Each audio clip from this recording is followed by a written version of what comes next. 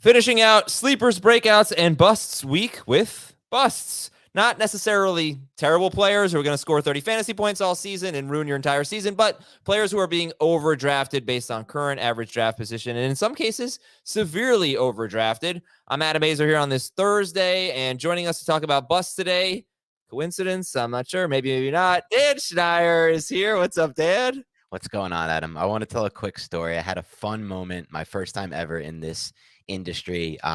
Last weekend on Sunday, I was golfing at a great course, Sandhill Crane. That's the name of the course. And at the end of my round, returning the clubs because I was visiting a friend and I was renting clubs, and I hear the guy who I'm returning the clubs to says, "Hey, wait a second, that voice sounds familiar." And I confirmed it. I was looking at and when I looked at the sheet, I'm a big fan of the podcast. So first I'm like, okay, which podcast? Because obviously I have two different podcasts that I'm on. He's like, Fantasy Football Today. I'm a huge fan. I'm listening in, and I think you do a great job. So first time ever that happened to me where I got recognized in public for doing this podcast. Cool. So it's just cool when that happens for the first time. Shout out John and the people over there at Sandhill Crane. Great course, and it was a fun moment.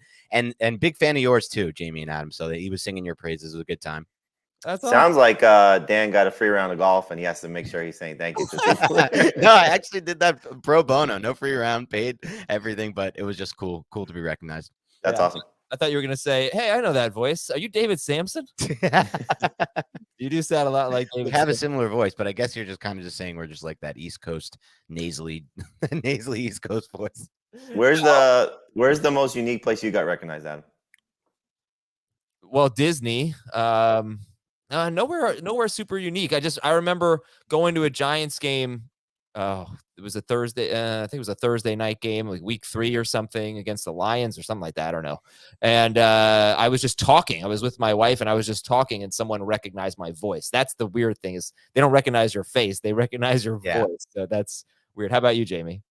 Well, I have 2 stories that I tell people. The same thing about recognizing your voice, and also at Disney. I was when I think it was my middle son, who's 8 now, but I think when he was still pre-potty training, I took him to the bathroom and in a stall, tiny stall, and was trying to like, hey, you got move over here, trying to wipe his butt. And I come out of the bathroom and somebody, as I'm washing my hands, says, Are you Jamie Eisenberg? And I was like, yeah. He goes, oh, I thought I recognized your voice. In the bathroom again. Unbelievable. This is very awkward. He tried to shake my hands. I was like, I'm good. I'll talk to you outside. And then the other time was I was in New York City with my cousin Jesse, who's obviously a lot more famous than me. And we're about to get in a cab, and somebody goes, "Hey, I know you." And Jesse goes, "Oh, thanks." I go, "How do you know he's talking to you?" Right. Yeah, exactly. All right, good stuff. All right, we're gonna play a quick game here called Busts Agree or Disagree. I'm gonna read Jamie's bust list to Dan and Dan's to Jamie, and tell me agree or disagree. All right, Dan, agree or disagree? Davante Adams as 12th overall, wide receiver 8, bust. Agree. DK Metcalf 15th overall, number 15 wide receiver, 29th overall. Agree or disagree? Agree. Deebo Samuel 15th overall will be the biggest bust. Yeah, right. So, by the way, Fantasy Pros ADP right now, wide receivers go higher than running backs. For example, Aaron Jones, Rachaad White is going 86th, and he's RB 27. George Pickens is going 12 picks earlier than Rachaad White, and he's wide receiver 39. 12 spots later in the rankings. So just keep that in mind. Deebo Samuel, wide receiver 17, 34th overall. Push for me. DeAndre Hopkins, basically the same, wide receiver 18. I will agree with Jamie on that. Mike Williams, wide receiver 25.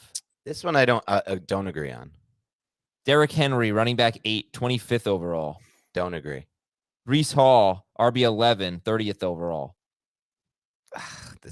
There's such a boom. The ceiling and the floor here is so wide. I'm just gonna push again. Okay. Ken Walker, RB 16, 53rd overall. Okay. Strong agree. RB 16 is usually going earlier than 53rd overall. It's like I like him at 53rd, I think. I don't even know, but RB 16, that's not 53rd in our drafts, in most drafts. George Kittle, tight end 4, 60th overall. Agree. All right. These are Dan's busts. Jamie, agree or disagree? Travis Etienne, RB 14, 42nd overall. Disagree. George Pickens, wide receiver 39, 74th overall. Disagree. Rachaad White, RB 27, 86th overall. Disagree. Aaron Rodgers. I would have to make a strong case today for all these guys. QB16. Well, I mean, just the values are very good on these guys. QB16, Aaron Rodgers. Again, disagree. The value. RB17, Aaron Jones. Disagree. QB11, Dak Prescott. Disagree. Marquise Brown, 29, wide receiver 29. I think that's exactly where I have him ranked. So disagree. All right, interesting. All right, so how about But if his foot is a problem, then that's going to be an easy agree. His foot is always a problem. Yeah. all right, Dan, why don't you give a bust case, your favorite bust case? We're starting this already. Okay. Favorite bust case is Travis Etienne. You've heard me talk about Travis Etienne a lot on this podcast. I'll continue to. So the good with Etienne is he's still an elite forced tackle misser. I want to start with the good. That was what he was in college. He still is. He had almost 1,500 yards last year, 5 touchdowns. The bad with Travis Etienne is what he did last year when James Robinson was actually in the mix. He was a back-end RB2, and when he wasn't in the mix, he was an RB1. Now, the Jaguars went and tried to get Darrell Henderson. That didn't work last year. They got Jermichael Hasty. That didn't really work. Now they've got Tank Bigsby, who they drafted with second-day capital in the draft, who I like a lot. They also signed D'Ernest Johnson, which has gone under the radar. So the competition thing is back. Without the volume, I'm really not sure where Etienne is going to be a consistent scorer, because Etienne is graded out as, according to Pro Football Focus, one of the worst receiving backs in the entire NFL last year. The big factor of that were the drops. He also had 5 fumbles, including one that went through the end zone against the Giants to take away a score. The red, so in addition to not having much work at all in the passing game last year, being one of the worst receiving backs in the NFL last year, according to Pro Football Focus, the Jaguars also added Calvin Ridley. I don't think we're going to see this offense regress to Lawrence checking down more to the running backs or them featuring more running backs in the passing game. I think we're going to see him throw more to the receivers. Then we look at the red zone, which is another major flag to me. He converted just 20% of his goal line carries. That was one of the worst marks in the entire NFL. Tank Bigsby could take over that role. D'Ernest Johnson could. I don't know, but I just don't see him being a better back in that regard. We also look at some weird red flags for Travis Etienne, like last year in the divisional round. And this is a shout out to Ian Hartitz, because I saw him tweet about this. In the divisional round last year, he was out-snapped by Jermichael Hasty. That's just incredibly weird to me with Etienne.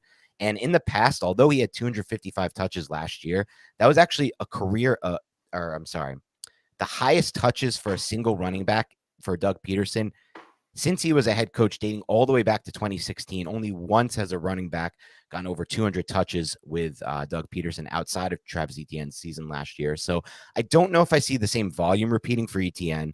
I don't see anything changing in the passing game. If anything, I think it's going to get worse. I think the red zone could go way down here, considering how inefficient he was there. He has a fumbling issue, he has a drop issue. I agree that he is a really fast runner who's actually pretty good at forcing missed tackles, but he's also not a great processing running back from what I've seen on film. And that's just like the cherry on top. But without the passing game work, without the red zone, I just don't know where the production is coming from here. Yeah, I gave this stat yesterday about him, at least in the red zone. Etienne was 2 of 10 inside the 5-yard line, scoring touchdowns. So Dan mentioned that 20%, you said goal line. I'm just using inside the 5-yard line. So that's bad. But in college also, he converted on he scored a touchdown on 51% of his carries inside the 5-yard line. And that was on 65 carries. Tank Bigsby converted on 71%. So Bigsby might be better suited for that role. Jamie, you do not agree, though, that Travis Etienne should be considered a bust right now as what RB 15, something like that. Sorry. I think you said 14. 14, yeah. Go ahead. I am curious, though, because I just finished editing my story, but Dan's drafts in our pick by pick where he took Travis Etienne in round 4. I took him at the end of round 4. It was like the last pick of round 4. It's great. It's great value. I think he's going to actually end up settling somewhere in the round 3 range in most PPR leagues where it is a 3-receiver league. And so we'll sort of see. And to be honest, I'm getting more concerned about Etienne, where I had him as a top thing. I think I had him when I was just rereading my breakouts from March. I had him as a breakout candidate. I don't feel as strongly because I think Dan makes a lot of valid points. But the thing that I do like about Etienne is really that I love this Jacksonville offense. And I think they're going to just produce a lot of points across the board. And so I think that will allow just incredible scoring for all their top tier talent. Now, does that mean he's going to be the goal line option because Bigsby might be better? Does that mean he's going to be as involved in the passing game because of Calvin Ridley and all the weapons that they have?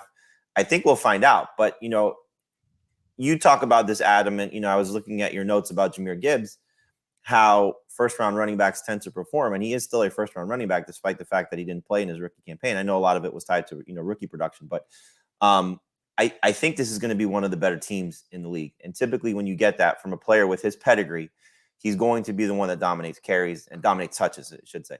So whether he maxes out as one of the top-tier receiving backs, whether he maxes out as one of the top-tier touchdown producers, whether he fulfills the draft prospect that he was, pegged at coming into the league, and maybe Urban Meyer overdrafting him that season, I still think there's just a lot to like about this scenario. So should he be a top 12 guy? Maybe not. Maybe I have him ranked a little bit too high. Should he be, a guy that goes in early round 3? Again, that's probably debatable depending on how your draft goes. But I still think that he has the upside still to be the best running back on this team and to be still one of the better fantasy running backs. So probably still safe as a number 2 guy. Yeah. Are you taking Najee Harris or a Lions running back or Miles Sanders or not Aaron Jones? You have him on the buses. Are you taking any of those guys ahead of Etienne? Yeah, so at least on the list, I guess I was looking at their rankings more than the ADP. The guys that I would take that I think a case can be made, these guys will also be in some drafts drafted after him, because Jamie's right. I think he's only going to go from that into that 3rd round range. So I would take Najee Harris over him. I would take Joe Mixon, who's going after him, over him. I would take Jahmyr Gibbs. I would take J.K. Dobbins over him. Personally, okay. Yeah, I go that far down the list. Okay, all right, Jamie, make a bust case for someone. I mean, for me, it's Davante Adams. And this is something that sort of scared me a little bit when I looked at this. I just want to make sure I get the numbers right. So in the last 10 years, receivers that are 30 or older, 10 years, only 17 have averaged 15 PPR points per game. So 10-year span, 17 guys have done that. Only 3, now Adams averaged over 19 PPR points per game, but only 3 were in that range. And that was Brandon Marshall in 2015, Jordy Nelson in 2016, and Antonio Brown in 2018. And so you factor in the decline that's just natural for players at this age. Now, granted, he's still playing at a very high level, as we saw last year, but it took 180 targets for him, I think, to produce at that level. And you add in the fact that it's now Jimmy Garoppolo with a foot injury. Assuming Garoppolo misses time, which we know that tends to be the case for him, and they don't add somebody, and you could still see a case for Carson Wentz or Teddy Bridgewater or Joe Flacco or just somebody that's competent, as opposed to what's currently on their roster, which I think would be right now a 37-year-old Brian Hoyer. That just makes it even more scary to say that Davante Adams is still going to be Davante Adams. We always fall into this trap, and I think we're all guilty of it in some way, shape, or form of he's too good, he'll overcome that situation, or he's too talented, he's done this before. Yes, he's talented and he's done it before, but he's also disgruntled with his current situation, and at what point does losing and maybe a couple of weeks of bad production just tend to snowball into an awful situation or a bad situation, making it even worse? So I'm not drafting him in round 1. I'm even getting a little bit concerned about drafting round 2. So I'm probably just going to pass on Adams altogether. He's one of these players that I struggle with on a yearly basis. There's a group of guys where it's almost like you have to rank them in a certain range because I think that's just the expectation. But I'm just not going to draft him. And so for me, Davante Adams is somebody that I'm going to pass on definitely in round 1 and probably pass on in round 2. Like I'll just pivot to running back or tight end or quarterback in that range when Davante Adams comes up on the board. Okay. So you think that this situation is considerably worse than last year's situation? Well, especially speaking to the Derek Carr fanboy. Yes, I do. I think Jimmy Garoppolo is, the nice thing about Garoppolo is if he does stay healthy and he's fine, he picks up the system, which you think he has, some understanding of, being he's been with Josh McDaniels before, that there is still a chance for Adams to have his volume up because, Jacoby Myers, Darren Waller, you can say it's a wash just in terms of what the target, share will be.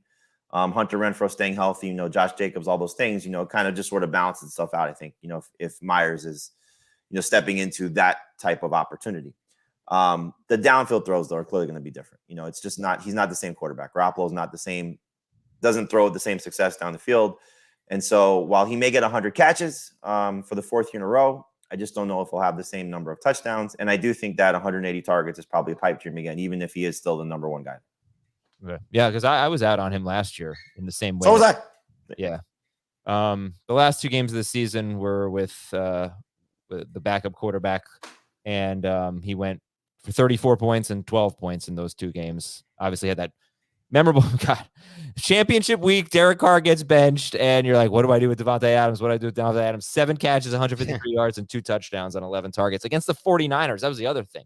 It was incredible. But all right. And he beat up good competition. He beat up the Broncos twice. He's still very good. He's still going to give you quality production. But I think, again, if you're drafting him in round 1, you're expecting not just 15 plus points per game. You're expecting 17, 18 plus points per game for the guys that he's being drafted on. And as you alluded to, the wide receivers are pushed up. He's the 8th wide receiver in the first round. So that says a lot. So he's probably more of a round 2 pick. And when I say I'm not drafting him, obviously falls to the right spot, I'm going to draft him. That goes without saying. But just I think at this cost is just too high. Okay, so I guess let me follow up. Tony Pollard or Davante Adams? I would take Pollard. Dan? Pollard. How about Garrett Wilson or Adams? Still Adams right now, but that might change. If Garoppolo's not ready for week 1, Wilson all day. I'm going to go Garrett Wilson regardless, I think. Okay. I have a few very exciting things to promote. First and foremost, we got this startup dynasty league that the 3 of us are in, plus Heath, plus Thomas Schaefer, plus some people that you don't know, but it's no Dave. But that's good because that means we have a spot for you. Wow, Bad news is it's gonna cost you. We're raising money for St. Jude. That's the good news. That's the other good news, right? It's getting expensive, and that's great. We're trying to raise as much as we can. The last spot in our Startup Dynasty League. Now, you're going to see in the description of the Startup Dynasty League that the league is subject to be, terminated based on my decision. And it's true, but it's extremely unlikely. If it's total chaos and everybody's hating each other, that is possible, but that is not going to happen. We're going to have an awesome Dynasty League for years to come. I can't sit here and guarantee that, but that is my expectation. So it's a $50 entry fee every year. I will pay your entry fee for year 1 because you're going to have to pay a lot more than that to get in the league. But again, it is all for charity, all the benefits St. Jude. And it's one time. You only have to pay that one time. And then, come on in. You've got 5 days to bid on this. We're showing it to you on YouTube. If you need the link, it's on Twitter. Right? You can follow me on Twitter at Adam Azer. I tweeted it. So anyway, it's been out for a couple hours, basically. $565 so far. So really optimistic about what we can raise for charity, and really excited to play fantasy football in a Startup Dynasty League with one of you. So please bid on this. Also, we have a mailbag episode tomorrow. Me and Dan are rocking the mic. Fantasy football. Sorry, Dan. It's a good way to rock the mic. Yeah. We're hawking on the mic. Fantasyfootball at cbsi.com, or leave us an Apple Podcast comment, 5-star review with a question, and we'll read that. I don't know if we'll get to it on tomorrow's mailbag, but we will get to it. And tonight, USA versus Mexico, Paramount Plus. Tune in, 10 p.m. Eastern. It's streaming live. This is huge. The U.S. is 2 wins from defending its title, and once again, Mexico stands in the way. This is the CONCACAF Nations League semifinals, and Mexico is looking for revenge. This is more than a match. It's a battle for regional bragging rights. USA versus Mexico tonight at 10 p.m. Eastern, streaming live exclusively on Paramount Plus. Try it free at ParamountPlus.com/live sports. All right, here we go. News and notes. The Stephon Diggs situation is resolved. That's good. Everybody's very happy there now. Wonderful. The Patriots are reportedly optimistic about signing DeAndre Hopkins. Meanwhile, Juju Smith-Schuster is still dealing with a knee injury. Jamie, your take on this? So, obviously it makes a lot of sense for the Patriots if they're able to get Hopkins, and I'm sure for the Titans as well. We've seen New England, which I think is what Hopkins is probably hoping for, overpay for talent. They did so 2 years ago when they brought in Hunter Henry and Jonnu Smith. So my guess is, I don't know the exact salary cap numbers, but they probably will be aggressive in terms of trying to acquire his services.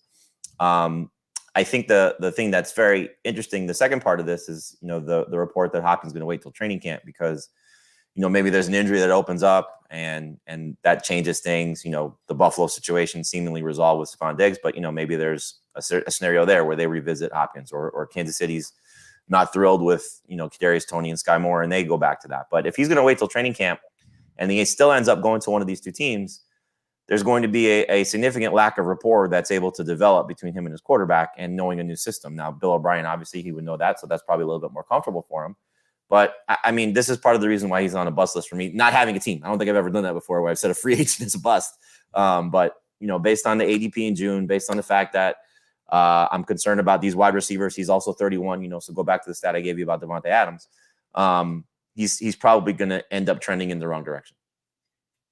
Yeah, I actually remember, Dan, I came on the Dynasty show a few weeks ago. We talked about DeAndre Hopkins, and I found enough examples of players who had great seasons at age 31 or even later.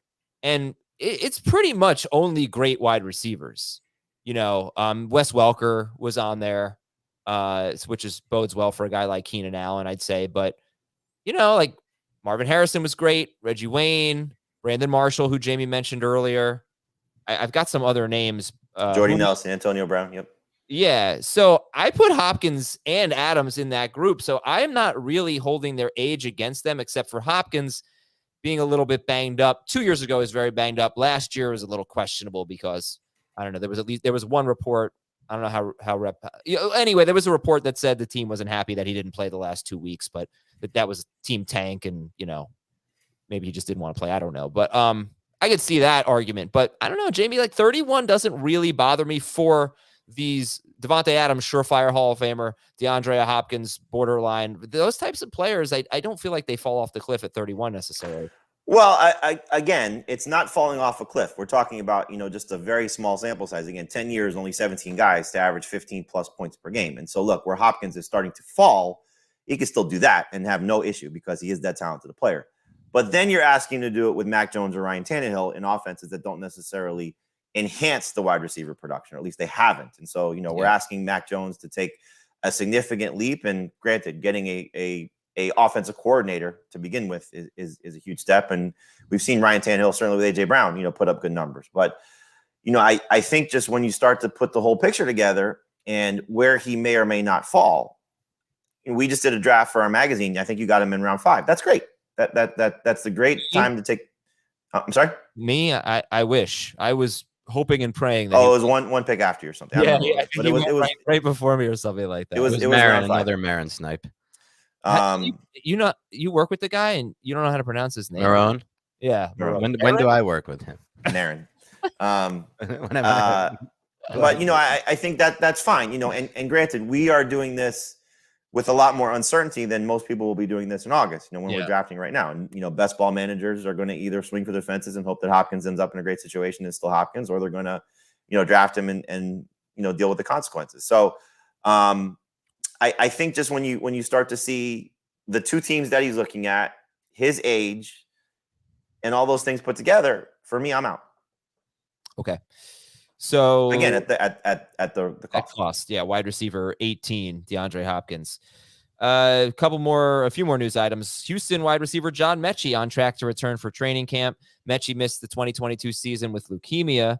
He is fully recovered, and now he did suffer a hamstring injury earlier this year, but on track to be ready for training camp. Kirk Cousins said that he's hoping there's an outside chance the Vikings bring back Dalvin Cook. Wouldn't that be something? And Zach Selby of Commanders.com says that it looks like the tight ends will be heavily involved in the Washington passing game this season.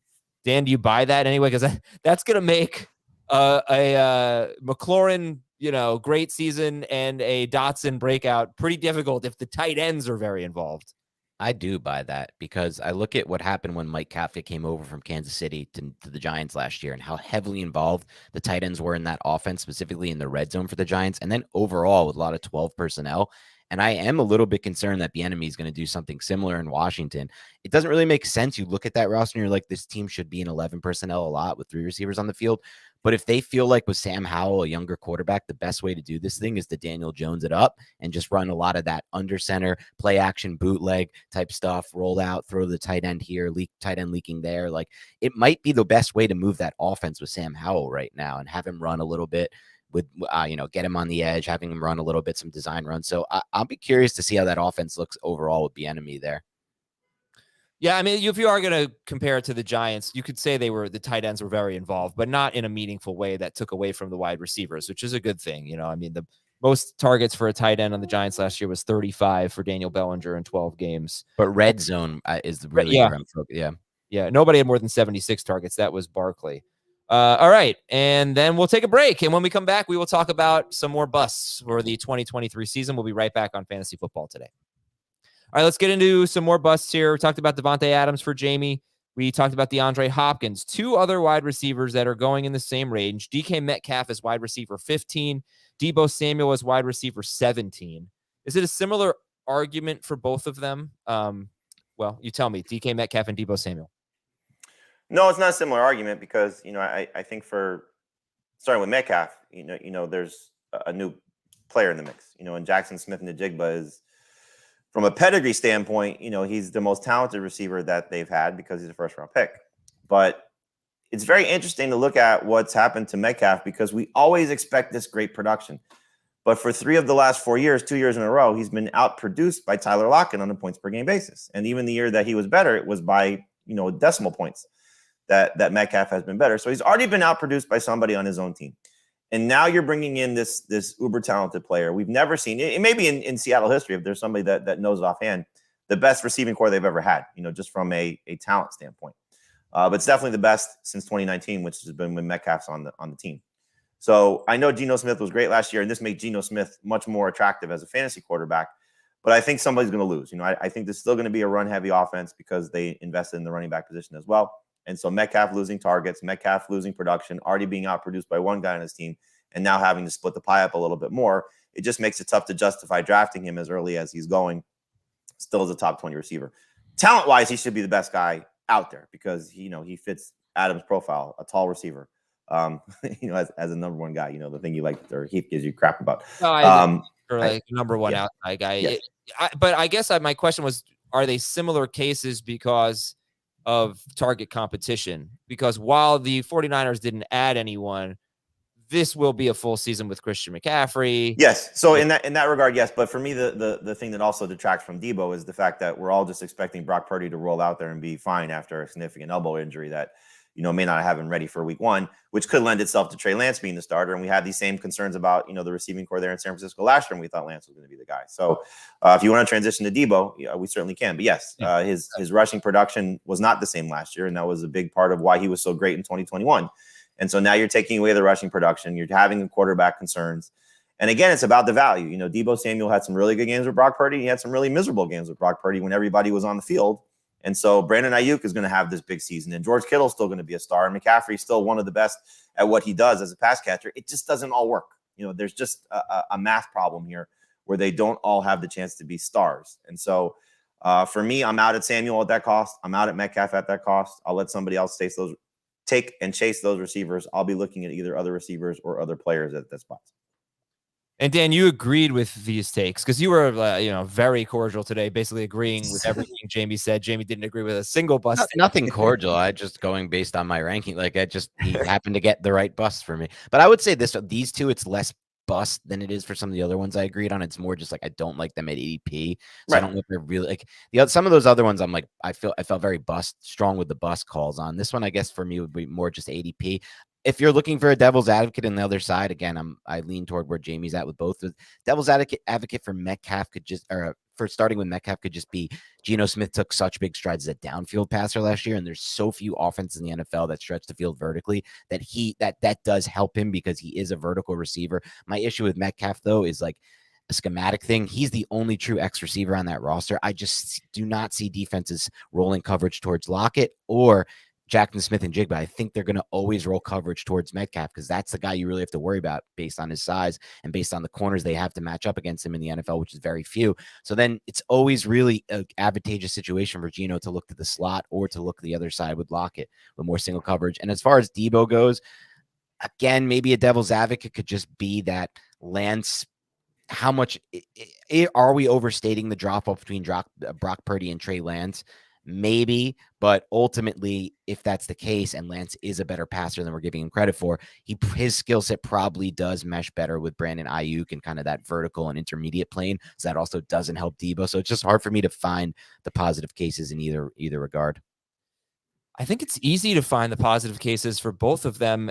If the Seahawks did not draft Jackson Smith and Jigba, Metcalf would be one of my favorite players. I actually don't think his ADP would have been he's going to go in round 3 or 4 no matter what, because he didn't play well enough last year to go any higher than that. And he's only had one great season so far. I expect him to be more like a round 4 pick, whereas probably would have been a round 3 pick without the JSN drafting. But for both Deebo and DK, you are potentially buying low on a player who had a statistically bad season. And if you are a stats person and you believe in statistical regression, Deebo's yards per catch, yards per target, all that, pathetic last year. And I cannot figure out how. He just did not do the things that he does super well. And he was too good in 2021 for me to think that that's who he is.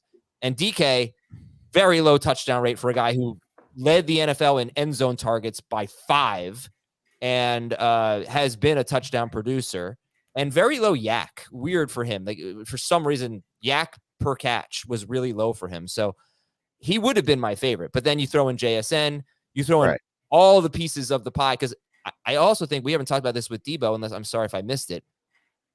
Like, McCaffrey's going to hurt his targets. McCaffrey and Mitchell, if they're both healthy, I think are going to hurt his carries too. Yep. So it did last year. He had one rushing touchdown in the games with Purdy. I'm sorry, in the games with McCaffrey. That's such a big piece of, again, he's very good without the rushing. You take the rushing away, you're still getting a quality, probably closer to the low end, but a number 2 receiver. He just has that much upside still as a pass catcher. But what makes him special and elite was those rushing numbers, and I just don't think they're going to be there. Yeah, and I get scared going back to like 2021 numbers with either of these guys because the situations were so different. So it's like hard for me to think like what Jamie just said. Like we have 2 of the most talented players, I think, at least in the NFL now in each respective situation. And Christian McCaffrey and Jackson Smith and Jigba, who I'm a really big fan of. I think he's going to be one of the best slots in the NFL right away. So it's just such a different situation there. And then let's not even forget what Jamie mentioned a little bit earlier that we haven't harped on, but it's important. These are still pretty much, if they want to be running the offense the way they're hoping to be, run first teams, or at least run neutral teams at the very least. So like that also takes a little bit away from the pie. Yeah. I can talk about Metcalf for an hour because I spent about an hour and a half researching him this morning.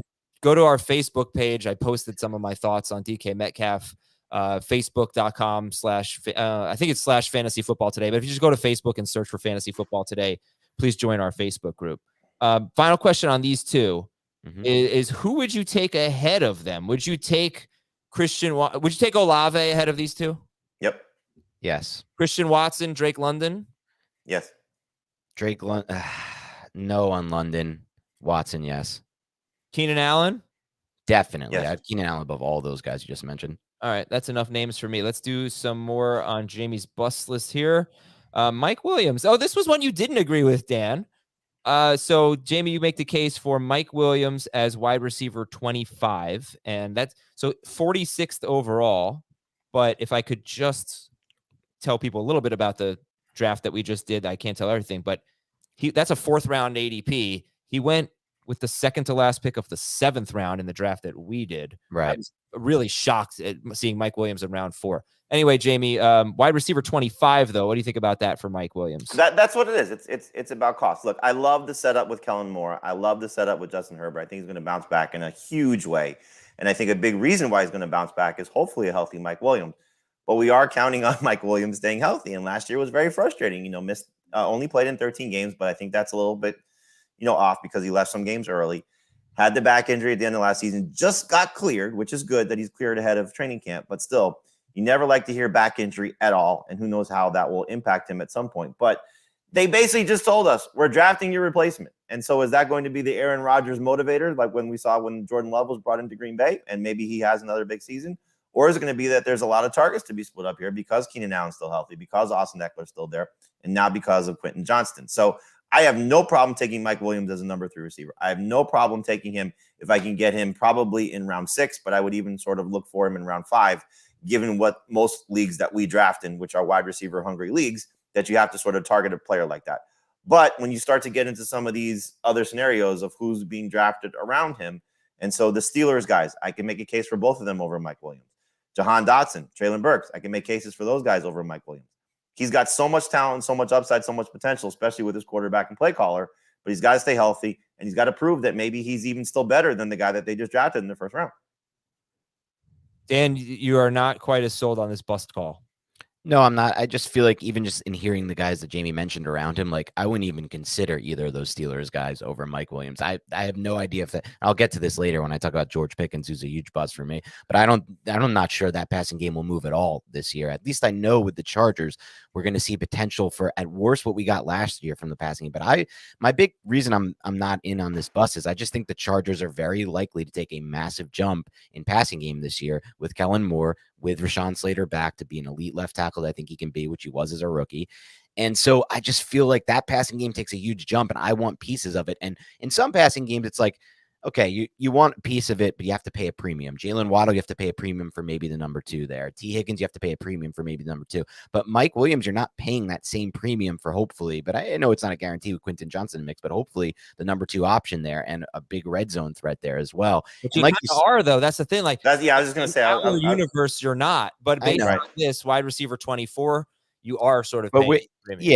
We've seen him go a lot later in our mocks, I guess, right now based on this. Yeah, but even at wide receiver 24, it's still not that same. But yeah, it's close to that Higgins range. I don't know. I guess just based on the guys Jamie mentioned after, I still think I would take him over those guys. Wide receiver 24 is more like Drake London and Chris Watson and Jerry Jeudy and Chris Godwin and guys like that. In our rankings, Mike Williams is no higher than 36. Jamie's actually the highest on Mike Williams at 36. Dave and Heath have him 39th. I think my question is, I think you're going to maybe make your decision on Mike Williams based on what you expect from Quentin Johnston. I don't know. Right. Because if you don't expect much from Quentin Johnston this year, then Jamie, I would say you're probably low on Mike Williams. 1,000%. If they're not going to use him and they're going to use him as just a break glass in case of emergency, and he's a future guy for us, and we'll just mix him in with Jordan Palmer as the 3rd guy, and we'll see how things go there, then clearly Mike Williams should be the same caliber of player that he's been, which has been inconsistent, but still by the end of the season, you're getting probably 13 points per game, which is what he's giving you, what he gave you last year, at least, especially with injuries. But again, you got an injured receiver, you got a talented guy that's going to push him for targets. The saving grace, which is a big one, is his quarterback and play call. Those things are huge, but it's just a matter of, I don't want to draft him in this spot. And so if he's going where we're drafting him, I'm all in. If he's going in this spot, I'm all out. Okay. Next up is Derrick Henry, RB8, 25th overall. for us to do a draft where RB8 goes 25th overall, the sky would be falling. Or Henry for that matter. Yeah. All right. Where do you want? Where would you take Derrick Henry? In PPR, I would take him back end of round 2. In non-PPR, middle of round 2. Okay. So how is he a bust? Because he's RB8? It's not so much about that. The draft value is fine. I don't think this is reflective, so to go the other way on the Mike Williams thing, where we're drafting him clearly is a little bit different. And so I think for Henry, look, I've fallen victim to this for several years now that he's going to be a bust, but it's 380 touches per season in the 3 of the last 4 years because of how much work they put on him. It's a revamped offensive line that Pro Football Focus expects to be the worst in the NFL going into the season. Now, that may not be the case because they reworked it, but it just feels as if the Titans are headed for a disaster this year. And so, we'll see. Maybe they get Hopkins and maybe Tannehill stays healthy and Mike Vrabel's able to work his magic and things go exactly how they have been and they're competing for the division title. And, as our colleague Brian McFadden likes to say, they're a get-in-the-way team, just because I don't think they're a Super Bowl team, but they could certainly be a problem for a lot of teams in the AFC. And Derrick Henry's clearly the catalyst of that. You've heard me say this time and time again. He's an alien. He's a freak of nature. We just never see a player at this size do what he's able of doing. But he's 29 years old. At some point, there's going to be a breakdown of another scenario of, the foot where he misses 8 games and just, injuries become a problem because of the workload, because of where he's at this point in his career. So again, it's just more for me. I'm out on Derrick Henry. I don't think that the cost on Fantasy Pros is scary at all. It's actually perfect. If you get him at the turn, you have to take the chance on Derrick Henry based on what he's giving you. But again, I don't see him going in that range. I don't think we see him going in that range, or we'll ever see him go in that range. And so based on what I expect his ADP to be, I'm going to probably pass on Derrick Henry. That's the 2-3 turn Jamie's talking about, not the 1-2 turn. Dan, quick thoughts on Derrick Henry? Yeah, I mean, I'm pretty much along the lines of Jamie here. The only thing I'll say is I do trust in Mike Vrabel, and I trust in maybe Peter Skoronski to help that offensive line give them the boost they need. It's a lot to rely on one guy in year one. On the interior, you can kind of see it happen more often than not. And it really comes down to him just being a freak as to why I'm not going to put him as a full bust, but I'm more along the lines of I'd rather get him back in round 2. And I do think I was really surprised, when I saw the PFF offensive line ranking, because I did think, okay, yeah, they made some changes from a group that was terrible last year. Obviously had a lot of injuries, Taylor Lewan, et cetera. The fact that they still consider it to be the worst unit coming in. Now, again, that's probably a lot of, okay, this is what they had last year, and we'll see what Skoronski does, what I think they got Andre Dillard as well, see what, those additions mean to this group. And he's one of these players, we say this about some of the elite running backs, they make offensive lines better. He's able to avoid, tackles behind the line of scrimmage and do all those special things that he's been doing for years. And you got to love the fact that he's been more involved in the passing game in the last couple of seasons. But imagine a scenario where Will Levis is starting. Do you really want to trust, Derrick Henry or really a lot of the Titans? And that could clearly be the case if they start to lose early in the year. Yep.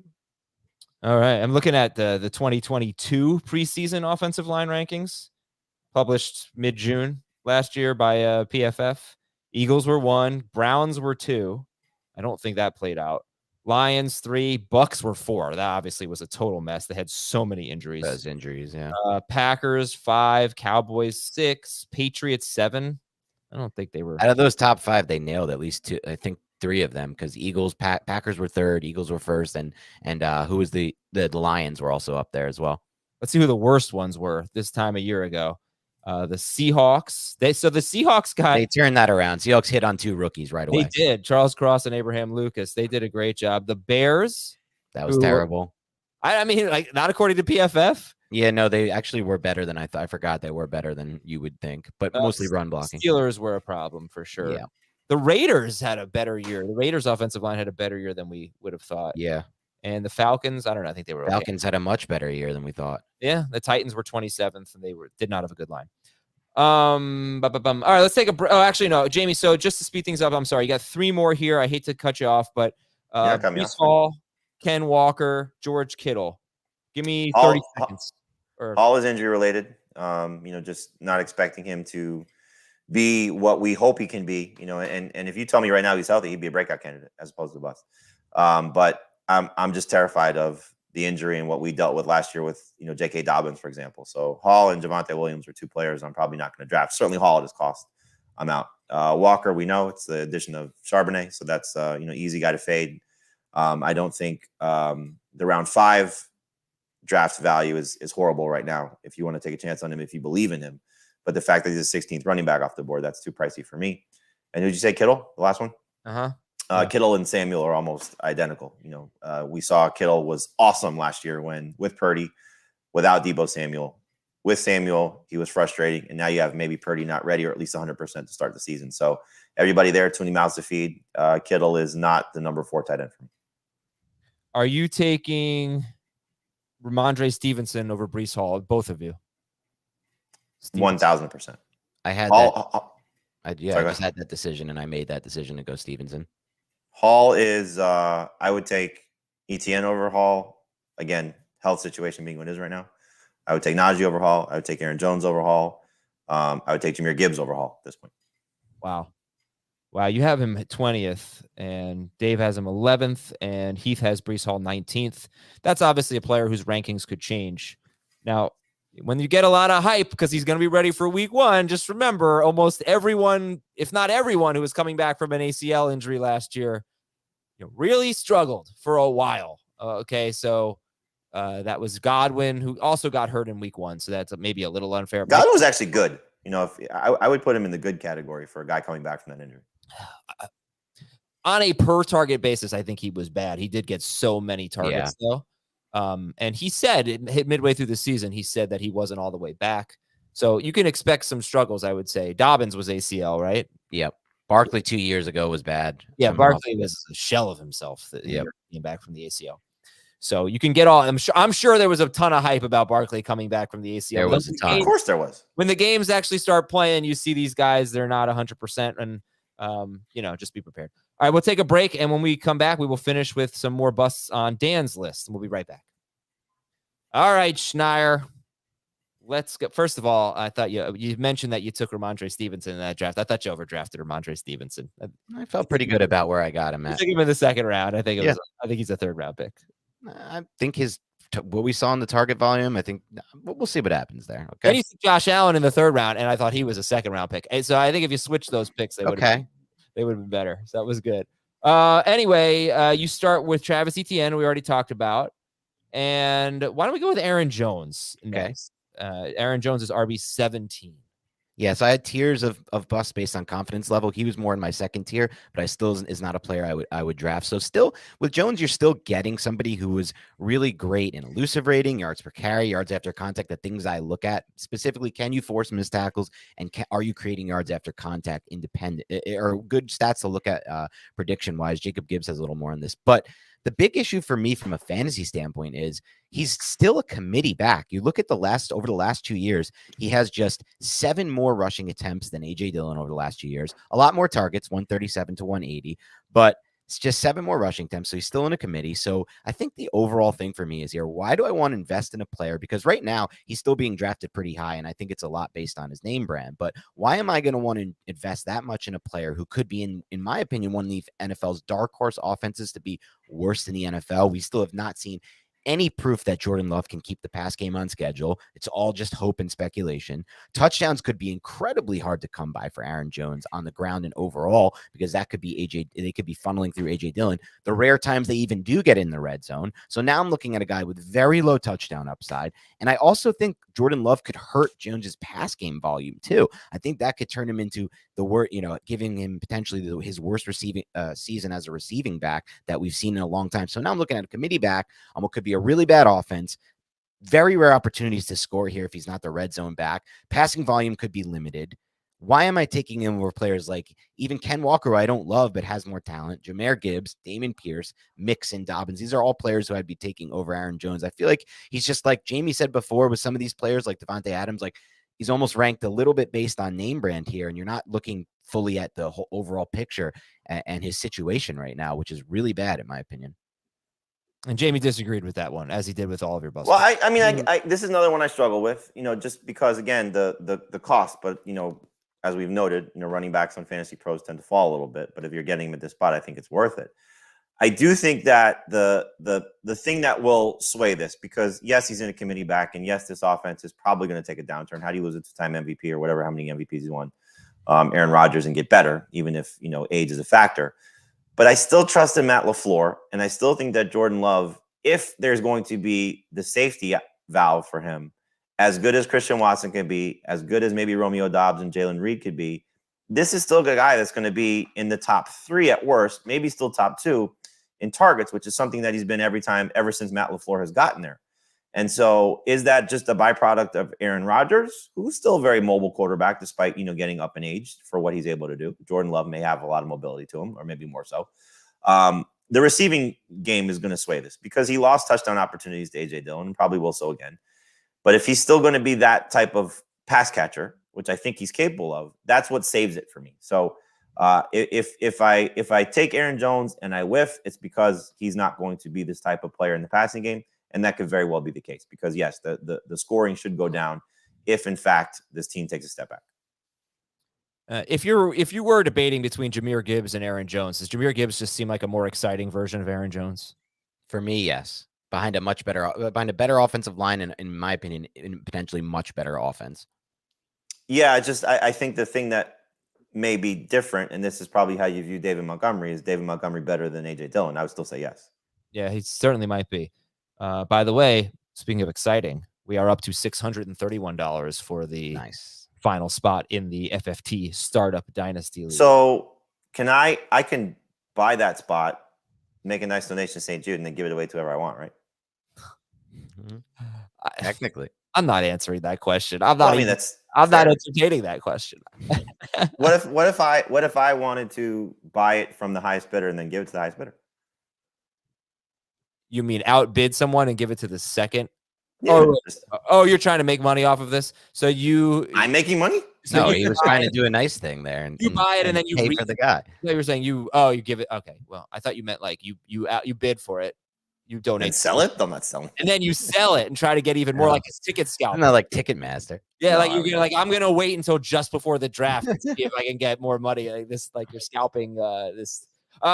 Yeah, you can do whatever you want, Jamie, as long as it's going to a good cause, which it is. But let the listeners and viewers get in on. I'm just gonna give away the podcast league spots. I've already given away 4. You don't know it yet. I don't even want to tell people how amazing. I do want to tell people. I can't. What we have in store for a podcast league this year. Yeah, it is new. Cool. It is amazing. Whose idea was it, by the way? Was it yours? Yeah. Oh, nice. It was actually my idea. Jamie's joking, but no, it was Jamie's idea. No, Jamie had a great idea, and personally, I don't remember Jamie coming up with the idea, but fine, it's Jamie's idea. It's gonna be so cool, and can't wait to share that with you. Which should be pretty soon, I think. All right, back to the bad stuff here, the busts. Which ones? I'm sorry, I went away from your tiers, precious bust tiers. Well, you've let me go with. I've gotten to get to 2 busts so far. All right, go ahead. Three, right? Who was my third? No, I've only had Jones and Etienne.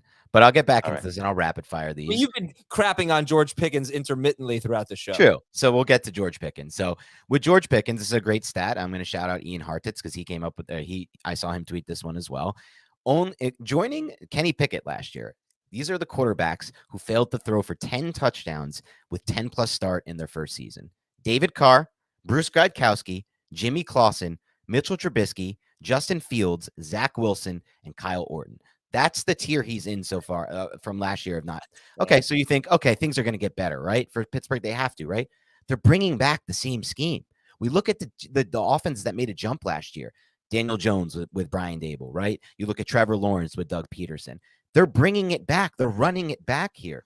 So where am I getting my passing game production from is my first question, George Pickens. Then I look at every draft we've done, and George Pickens goes off the board before Deontay Johnson. And I have no idea why, because in their 11 games together, George Pickens averaged just over 5 targets a game, just 58 targets compared to, and that was 34 behind Deontay Johnson in the 11 games that he had with George Pickett. And yet he's being drafted ahead of Deontay Johnson, George Pickens. So I guess the thought is he's just so awesome. He makes those crazy catches. And I think he is a great talent, but great talent doesn't help in fantasy football unless you're getting target volume or unless you're playing with a really good quarterback and a good passing game. He has neither of those two things right now. So I have no clue where the George Pickens hype is coming from. He's someone I have almost no interest in drafting.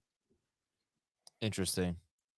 Go ahead, Jamie. I like. No, I honestly, I don't disagree with a lot of that. The only thing is like, you wanna bank on talent, and we know he fell in the NFL draft because of some of the off-field stuff as opposed to the on-field stuff, and so and injury concerns. And so I look, the Steelers' offense is gonna get better. You know, I think Pickett's too talented. I think Deontay Johnson, Freiermuth, Pickens, they're all very good. I think at what they do. I'm in total agreement. I don't understand Pickens over Deontay Johnson. That's to me a huge mistake, especially in any sort of PPR, half PPR scoring. Like you're going to get many more targets and many more catches for Deontay Johnson. But I'm just hoping that this guy steps forward. Now we'll see. I hate to bring up the shell of former players, but the shell of former player Allen Robinson, what that means to Pickens is obviously could be a negative. I think Freiermuth, the addition of Darnell Washington, allowing Freiermuth to be a big slot receiver for them, big slot tight end, whatever you want to call it, the Dalton Kincaid role as well, is huge, because what we saw from a metric standpoint, that in terms of yards per route run, Freiermuth was second to Travis Kelce when he played in the slot. So if he's able to be that type of productive option, that's going to be a pretty good thing for Pat Freiermuth. So again, does Kenny Pickett support 3 potential standout caliber players? I agree with Dan. The answer is no. It's also a run-oriented coach that's going to rely on his defense. As we saw last year, that's the way Mike Tomlin wants to win games. He's fine winning a 9-6 football game, 9-7 football game. He just wants to get the W. He doesn't care how aesthetically pleasing or displeasing it may look. So yes, Pickens is a little frustrating, but I just hope that the talent sort of rises to the top, and that's where George Pickens wins. But statistically, it's hard to argue against that, especially with what Pickett has done so far in his young career. All right, Rachaad White. We talked about him yesterday on the Breakouts show. He was one of Heath's breakouts, and he is one of your busts at RB27. Yeah, so Rachaad White, just an incredibly inefficient rookie. I guess on paper, it seems like he's a very explosive back. He's good. 39th best running back, according to PFF overall grade. 3.7 yards per carry, just inside the top 40 there. 39th, not great. Yards after contact per attempt, 41st. He's not a guy who shakes tackles. Elusive rating, which I thought would be better. Like, can he force missed tackles? 40th best there. So a really bad rookie season rushing the football that doesn't get talked about a lot because he had so many targets in the passing game and he did so much good work in the passing game. He also had the best possible quarterback you can have as a running back for the passing game in the history of the NFL with Tom Brady. Tom Brady's getting these running backs in checks. I watched him oftentimes motion out Rachaad White into the slot when he saw a matchup in the red zone he liked, and then an easy touchdown there. None of that is here this year with Baker Mayfield and with Kyle Trask. It's all gone. All of that, I mean, he's still going to be featured in the pass game, I guess, but it's just not the same.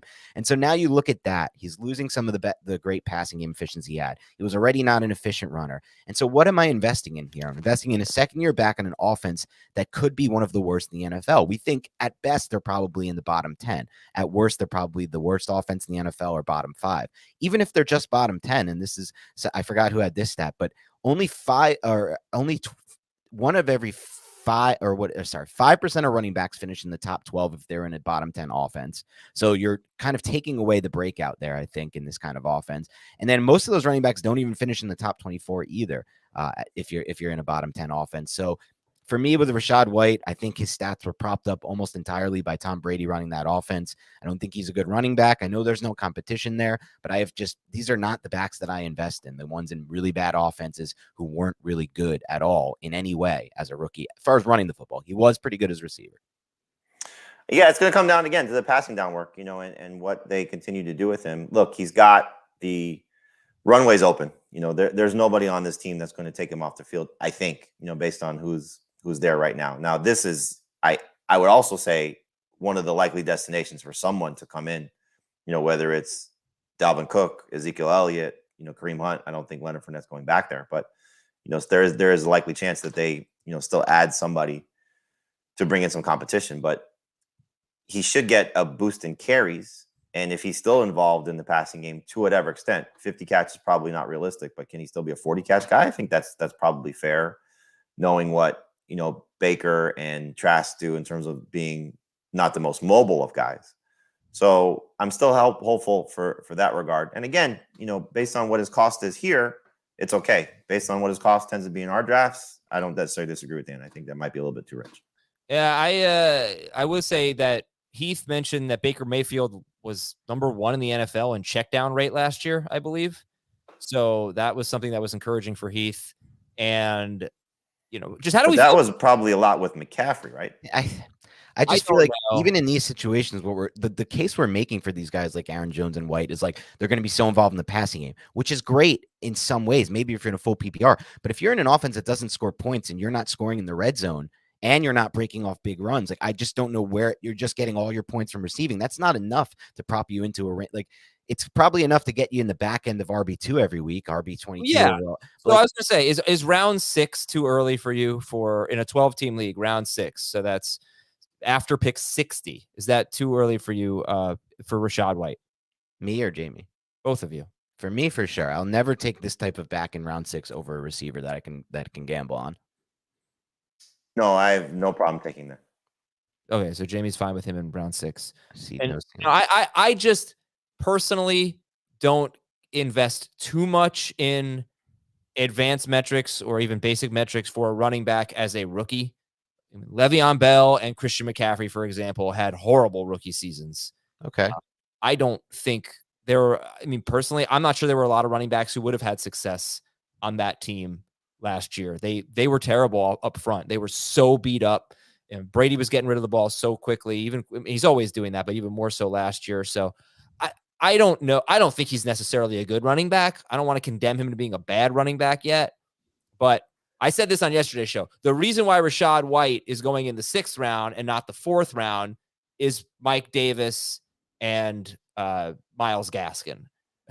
Right? Those failures will always resonate. In fact, they'll make Dan lie about every time he gets a chance. I'll dig that draft up. I know you took at least Gaskin in that draft, and I think in one mock draft once upon a time I did, but I faded those guys. And now I think everybody, and it's a similar situation. Nobody believes in Rachaad White, I don't think, as a talent.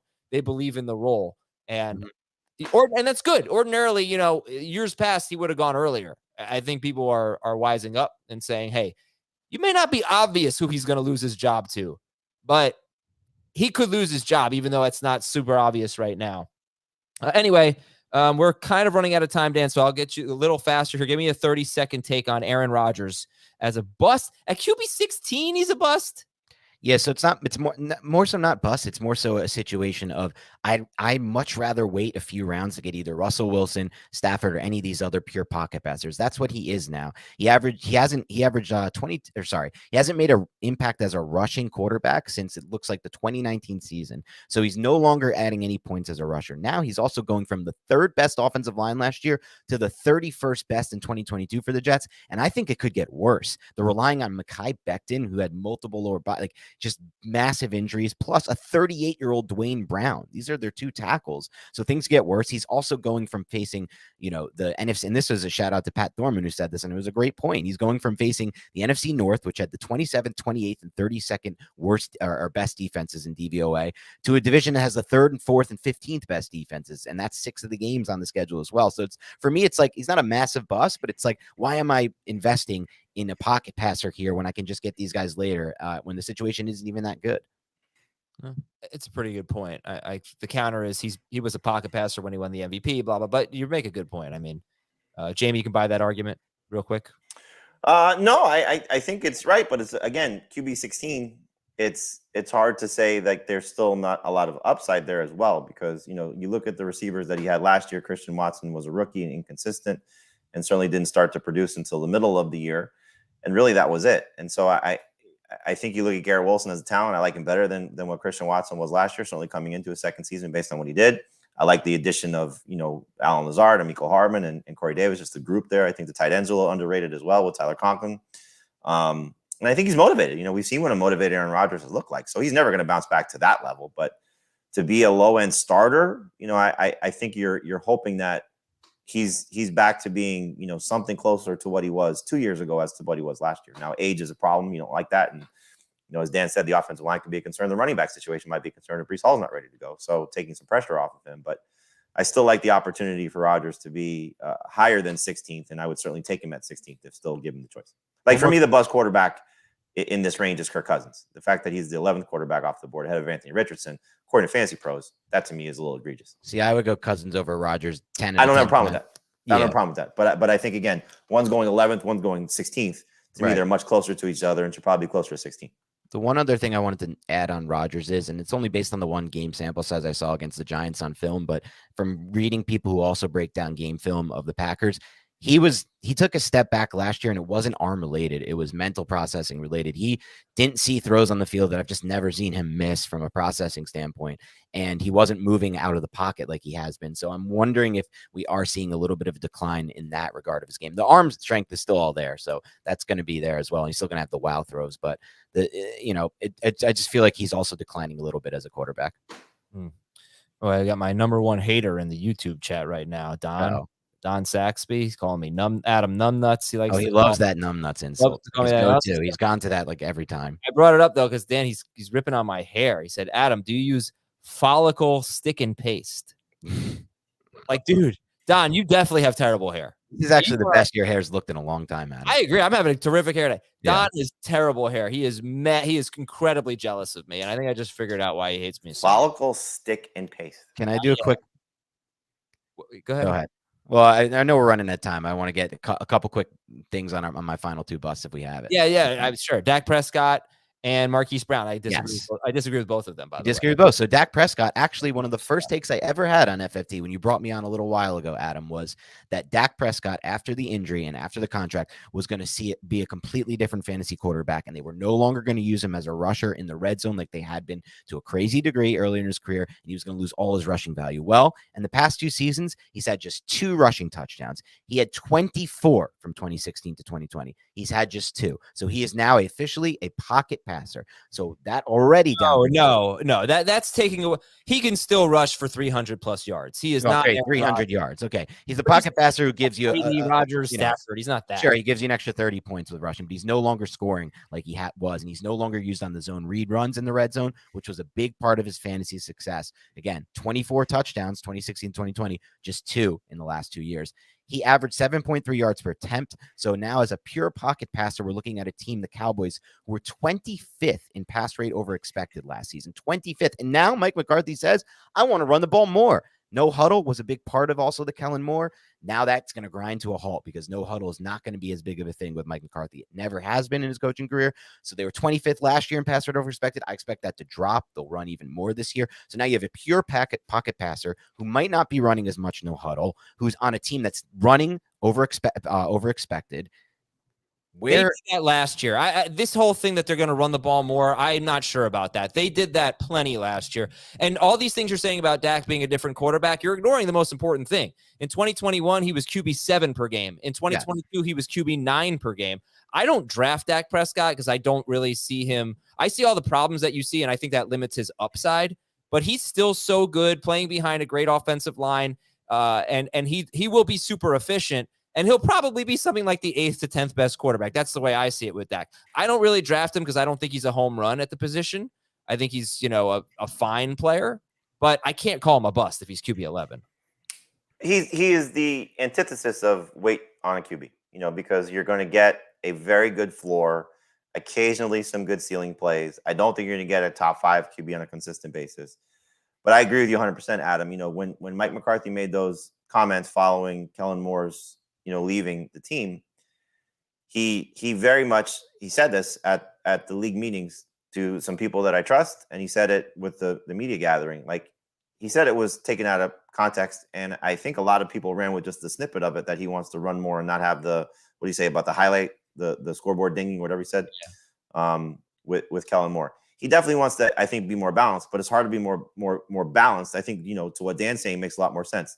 A lot less no huddle, slow down the game of, pace of play and do a little bit more things. But you're taking away a guy that scored 12 touchdowns. I think 10 of them were from the 2-yard line. How many of those are going to now become potential passing plays, with Ezekiel Elliott no longer there? Because I don't know if Tony Pollard profiles of that guy. And I don't think they have that guy yet on the roster. This is a team that can bring back Elliott or could potentially add somebody else as well. So I think Dak is still going to be good enough that you can trust him as a low-end starter. But he's absolutely in that group, or the quarterbacks of Kirk Cousins and Aaron Rodgers and Geno Smith and Daniel Jones. Oh, he's not ahead of that group? For me, he is. But I think for what we're talking about, anytime you get past, I think, QB 8, 9, 10, you're starting to put guys into this category of there's not a lot of upside. Right. So that's my point. I know I'm getting these other guys so much later, and I'm not losing much upside. Like the one, though, I just say my last thing on this, in a 2 QB or Superflex league, he is an easy call over these upside guys behind him because he's just not. He's just not. Some of these guys aren't upside guys behind him. Some almost of these guys, proof. I can see that point. I can see you swinging. Yeah, the one that honestly I struggle with Dak is Tua, just because if you tell me Tua's healthy, it's easy. I'm taking Tua any day. Exactly. I'm taking Tua. I would take Tua in a 1 QB and Dak in a 2 QB. I wrote in here. These are the players I see after him. Deshaun Watson, I would take over Dak. Tua, I would take over Dak. Kirk Cousins, I would definitely take over Dak. No. Yes, Kirk Cousins in an offense that passes the ball all the time, and they just did that last year. Dak, I think, was better than him last year. And to be honest, I know he didn't have Jordan Addison last year. Kirk Cousins was worse last year with more pass attempts. Brandon Cooks, by the way, he didn't have Brandon Cooks last year. He had Michael Gallup as a shell of himself. I don't know. I mean, Cousins, it's so funny. I did this research on like how good a quarterback can be if he produces top 2 top 16 wide receivers. It was originally 2 top 15 wide receivers, but there were so many examples of top 16 that I was like, okay, I got to make this 2 top 16 wide receivers. And pretty much almost all of them were really good or had terrific seasons. The worst one of the last 7 years of a quarterback giving us 2 top 16 wide receivers, because I was doing this research for Tua specifically and where we should rank him. The worst one was Tua Tagovailoa last year, but he got hurt. The worst one on a team where he didn't get hurt was Kirk Cousins. For Kirk Cousins to give us Jefferson, Diggs and Thielen, and still never be an elite quarterback, it really stood out to me that he just doesn't. I just don't think he has that upside, no matter what, because he's already given us 2 great fantasy wide receivers in multiple seasons, and he's never had that huge year. I don't think Dak has that upside either. Yeah, I don't either. I agree with that, but I think he's safer than Cousins. All right, we are so overtime, but that's okay. I think we're having a good show, good fun show. Marquise Brown, bold prediction. My Marquise Brown bold prediction that he was going to be a top 10 wide receiver this year. Oh boy, he's wide receiver 29. What you were looking at, I think, is actually rankings, not ADP. Yeah, I just think he's going to be the number 1 wide receiver and be a total target hog. But why is he a bust at wide receiver 29, Marquise Brown? It's just a quick one for me. I think it's a similar trap that we fall into a lot. Some people fall into a lot with fantasy. We're all just assuming he's the top target getter there, despite the fact that Arizona has a brand new offensive system in place. He doesn't have a great rapport building with the quarterback, potentially bad quarterback play. So we're doing the thing where we bank on and assume volume. And to me, that's one of the easiest way to lose in fantasy football. I just heard Cardinals offensive line Will Hernandez talk glowingly about, he goes, just the fact that why is he so excited about this new offensive scheme and mentality? He's like, the fact that we're showing already how much we're going to emphasize the run game, it gets me really excited. He smiled. And they are going to emphasize the run game there because they don't really have a quarterback who can emphasize the passing game. So now I'm banking on a team with low passing volume to begin with, not passing efficiency, no explosiveness, and the quarterback has a very limited arm, Colt McCoy. We don't know if Kyler Murray will play. If they lose a lot of games early, I don't see any reason for Kyler Murray to play. So we're just assuming he's the number 1, despite that the new regime brought in Michael Wilson, who, if healthy, to me is a better receiver than Marquise Brown from what I've seen on tape. Michael Wilson was only fell to round 3 because of injuries. And I think his skill set fits a lot better for Colt McCoy because he's more of the DeAndre Hopkins type of receiver who you throw it anywhere near him and he catches the football versus the Marquise Brown, which you kind of need a big arm. You kind of need to throw into space and let him run under it. So players going after him, Brandon Ayuk, definitely take over him. Deontay Johnson, definitely take over him. Treylon Burks, Christian Kirk, that list goes on and on for me. And I didn't even bring up the biggest factor with Marquise Brown, the injuries. They've been there all career with him. They're reoccurring, their lower body stuff, their feet, they're, so it's just, I don't really see it at all with Marquise Brown. I disagree with a lot of what you said, but I think it all makes sense. No, I mean, I think they're all good points. I just see it differently. Yeah, it's the beauty of fantasy football. Right, exactly. Like Will Hernandez can say whatever he wants. This is not going to be a run-heavy team. They're going to have one of the worst defenses, I think. And even if they are run-heavy, I mean, no, they're not going to be run-heavy. They're not going to be that good at running the football. I just think But he said it with a smile, though. Clearly the most accomplished receiver on the team. Clearly the best receiver on the team. And I do agree with you that you said some names I don't remember, but I don't think Treylon Burks, definitely Christian Kirk, maybe Treylon Burks ahead of him. I would not take Deontay Johnson ahead of him. I think he's going to be fine. I don't really think he's going to be top 10, but I remember when Jarvis Landry and Larry Fitzgerald were top 5 wide receivers in 2017, just because they had so many catches and it was a down year for receivers. So I could see something like that happen. Honestly, it comes down to, do you expect Kyler Murray to play? If you expect Kyler Murray to play, you should be all in on Marquise Brown because despite his injuries, I would definitely like him more if I felt more confident about the Murray situation. Yeah, I feel very confident in it. Why? Huh? I'll tell you why I feel confident. Why would they rush him back to this team? Okay, because I have a conspiracy theory about it. Okay, they want to draft Caleb Williams. Okay, they are going to be bad whether Kyler Murray plays or not. He needs to go out and be bad for the fan base to turn on him to justify the Caleb Williams pick. So this is not a real fantasy opinion of mine, but that is a conspiracy theory of mine. However, my real fantasy football opinion is that we do sometimes sit here and say, oh, why would they bring him back? Why would they rush him back? This guy's a football player. His job is to play football. He will want to play football. I think he will be out there by week 3. I looked at track records of quarterbacks who have torn their ACL even late in the year. They are usually back by week 1, if not a little bit later than that. I think Kyler Murray will be out there. He only had a torn ACL. I saw some quarterbacks who had torn ACLs and either MCLs or PCLs come back in week 1, 2, or 3. Kyler Murray, I expect he will be back. If not, he won't be back. He won't be out for that long. And he's a football player. He's going to go out there and play football. That's basically as simple as it is for me. Yeah, I mean, it's possible. And that would change my outlook completely on Brown. So, oh, look at this question. Is Caleb Williams good? That's another hour and 15-minute podcast with Dan. This is Dan's favorite player ever. USC. I love this guy. What's the bidding up to now? $800, almost at $1,000. It's been 3 hours. It's been out there. This is terrific. Join our Startup Dynasty League. Great show, guys. Thank you very much. Love the content today. Thank you to our chat. Please hit the like button. And we'll talk to you tomorrow with a mailbag on fantasy football today.